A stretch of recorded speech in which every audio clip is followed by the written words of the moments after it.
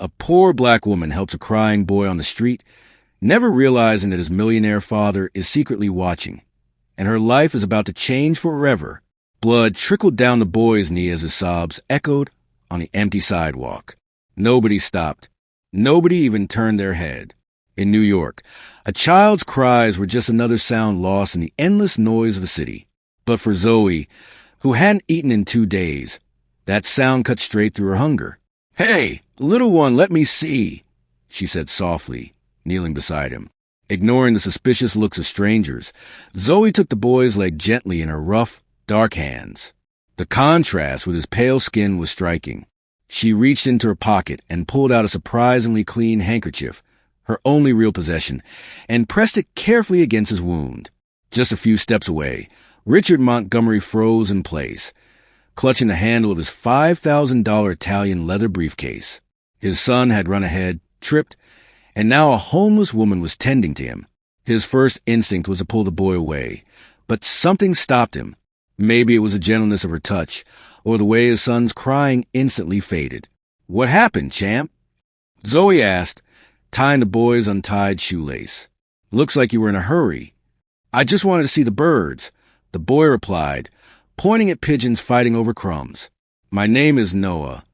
Zoe smiled, showing a surprisingly bright smile for someone who often slept in crowded shelters, or under bridges when she wasn't lucky enough to find one.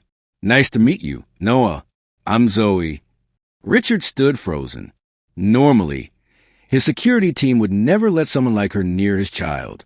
But today, he had dismissed them so he could spend rare time alone with Noah after 3 exhausting months of travel and business deals. "There you go," Zoe said, finishing with the cut. "It's nothing serious. Just be more careful next time. Those sneakers are too nice to get scuffed." That's when Noah asked innocently, "Why are you so dirty?" A heavy silence fell. Richard felt his face burn with embarrassment, ready to step in. But Zoe's answer surprised him. "Because not everyone is as lucky in life, little one," she said gently. "Sometimes people lose their homes, their jobs, even their families. But what we should never lose is our humanity. Always remember that." Her words struck Richard like a blow. Just a month ago, during a board meeting, he had argued that homeless people chose their lives and that giving them help only made the problem worse. Yet here he was, watching a woman with nothing share the only clean thing she owned with a stranger. Zoe quickly stood up, wiping a tear she didn't want anyone to see. Her stomach growled loudly, enough for Noah to hear. She had traded her last meal at the shelter for that very handkerchief, after hearing infections were spreading among the homeless. "Dad." Noah finally noticed Richard and ran to him. "Look, that lady helped me." Richard stepped forward, but awkwardly. Zoe was already backing away, as though she knew exactly how people usually reacted to her presence. "Wait!" Richard called out, but she disappeared into the crowd before he could stop her. "Dad." Noah tugged on his father's sleeve. "She was hungry. I heard her stomach growling." That night, as rain poured over Manhattan, Zoe curled under a narrow awning of a service entrance. She dreamed of the life she could have had if that job interview 3 years ago hadn't ended with a cold HR director telling her she didn't fit the company's image. The same director who now appeared on billboards as the new vice president of diversity at Montgomery Enterprises. What Zoe didn't know was that at that very moment, Richard Montgomery was using every bit of his wealth and influence to search for her, driven by something he hadn't felt in years. Shame for the man he had become, and a determination to change it. If the story of kindness and indifference touched your heart, stay tuned to see how one small act of humanity would set off a chain of events that not even the most powerful man in New York could have foreseen. 3 days later, Zoe faced another blow. The shelter where she sometimes found a bed was suddenly closed for emergency renovations, a phrase often used to push homeless people out of high-value areas before important events. "You have 20 minutes to gather your things," a police officer announced with a blank face. "But where are we supposed to go?" asked an elderly woman beside Zoe. "That's not my problem," he replied flatly, glancing at his watch. "The nearest shelter is 10 kilometers away." Zoe picked up her few belongings. A small backpack with 2 sets of clothes, a worn-out toothbrush, a torn diary, and a cheap makeup kit she used for interviews that never led to jobs. That's when Marcus, a social worker she often saw at the shelter, tapped her on the shoulder. "Zoe," he said, "the Fresh Start Foundation is looking for people with real experience living on the streets. They're hiring for a new program. It pays." Marcus handed Zoe a card with an address. "Why me?" she asked, doubtful. "Because you have something that can't be taught, dignity under pressure," he said. "Besides, I saw your resume when you applied for the housing program. Bachelor's degree in business. 3 years of HR experience before all this." The next morning, soaked by nonstop rain, Zoe arrived at the address on the card. Water dripped from her clothes onto the shiny floor as she stepped inside. The receptionist barely glanced at her. "Can I help you?" the woman asked coldly. "I'm here about the job with the Restart Foundation. Marcus Williams referred me," Zoe said. The receptionist looked turned sharp, almost mocking. "Are you sure you're in the right place?" Before Zoe could answer, a calm voice cut through. "She's exactly where she belongs." It was Vanessa Amara-Chun, the foundation's executive director, dressed in a flawless blazer. She extended her hand warmly. In her modest office, far from the flashy style of most NGOs that care more about appearances and results, Amara explained, "Our mission isn't just to get people off the streets. It's to uncover the system that puts them there in the first place." Their talk was interrupted when Marcus walked in with a thick folder. "I just finished my research on Montgomery Enterprises," he said. The name hit Zoe like lightning. Montgomery, Richard Montgomery, Amara confirmed, billionaire, calls himself a philanthropist. He's one of the biggest backers of urban revitalization projects that push poor families out of their homes. Our next campaign will expose the gap between his public image and his company's actions. Fate was cruel. The same Montgomery whose little boy Zoe had helped days earlier. "Why are you telling me this?" Zoe asked. "Because we need someone who knows street life firsthand, but also understands the corporate world. Someone who can reveal the hypocrisy." Zoe kept silent about her encounter with Montgomery's son. Something told her to guard that secret. Over the following weeks, as she gathered stories from families displaced by Montgomery Enterprises, Zoe noticed something odd. The same black car appeared again and again near her. More than once, she felt eyes on her. Meanwhile, in his luxury apartment, Richard Montgomery reviewed reports on the Restart Foundation. Each page made him uneasy. His own company's practices were clearly in their sights. In the next room, Noah played, asking over and over about the lady with the scarf. "Did you find her daddy?" "Not yet, champ," Richard said. "But I'm close." During her research, Zoe found a name she knew too well, James Peterson. Now he was Montgomery Enterprises' Director of Diversity and Inclusion. 3 years earlier, he had rejected her job application, telling her she didn't fit the company culture. Employees now whispered that he blocked minority candidates from leadership while building a false image of inclusivity.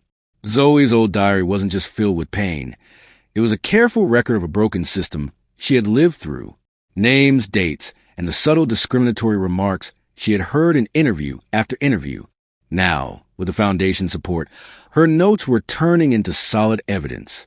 Neither Zoe nor Richard realized that their paths were set to collide. Her worn backpack now carried the documents that could destroy an empire. While Richard searched for her, weighed down by his guilty conscience, Zoe was quietly building a case that exposed the very system he had helped create. Sometimes the most dangerous people aren't those with power, but those with nothing left to lose. Montgomery Enterprises' annual Diversity and Inclusion Conference was a height of hypocrisy. In a grand hall with soft lights and banners declaring innovation through diversity, hundreds of executives applauded as James Peterson took the stage. "As Director of Diversity, I'm proud to announce that minority hiring has gone up 75% in the last year," he boasted, pointing to polished graphs on the screen. At the very back, Zoe recorded everything with a tiny device provided by the Ramaco Foundation. Her cover identity, as a representative of a partner NGO, had been carefully arranged by Amara after weeks of planning. Richard Montgomery stood near the stage, uneasy. Since the day Noah met Zoe, something inside him had shifted. Richard's quiet investigation into Zoe had revealed not only her fight for justice, but also the corrupt practices hidden within his own company. On stage, James Peterson smiled proudly. And now, I invite our partner organizations to join a panel on social inclusion. Zoe took a deep breath and walked toward the stage with 3 other representatives. For a brief second, Peterson's polished smile cracked when his eyes landed on her. Only someone watching closely would have noticed. "Welcome," he said, forcing his voice steady. "Let's begin with introductions." When it was Zoe's turn, she stood calmly. "My name is Zoe Williams. 3 years ago, I interviewed at this company for a position in the HR department." The room grew tense. This was not part of the script. "At that time, Mr. Peterson told me my profile didn't fit the company's image," she continued, her voice strong.